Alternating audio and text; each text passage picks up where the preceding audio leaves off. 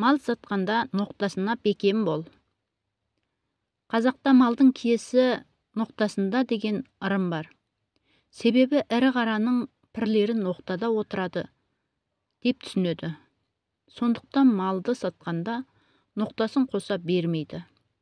Тіпті итті сатқанда да басындағы қарғыбауын берме деп айтады.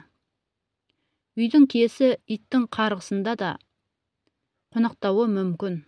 Бұл жайында ел аузында сақталған көптеген тиым аңыздар мен ырымдарда бар. Ертеде сыр бойында Елтай деген адам болыпты.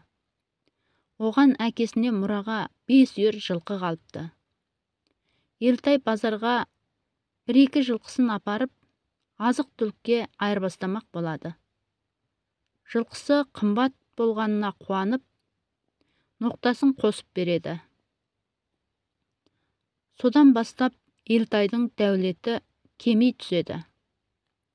Жылқылары азайып, ұры мен қасқырдың жеміне айналады. Онан қалса, сіреспе ауруына ұшырап жоқ болады. Елтай тақыр кедейге айналады.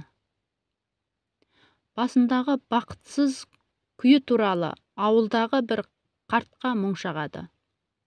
Сонда қарт: «Әй баламай, малдың киесі ноқтада болады. Мал сатқанда бас жібімен бермейтін еді. Адам үшін бас киім қаншалықты қасиетті болса, мал үшін де ноқта жібі соншалықты қастерлі. Бақ та, ырыс та көшпенді алтын секілді. Бағалағанның басында, қадірлегеннің қасында болады» депті.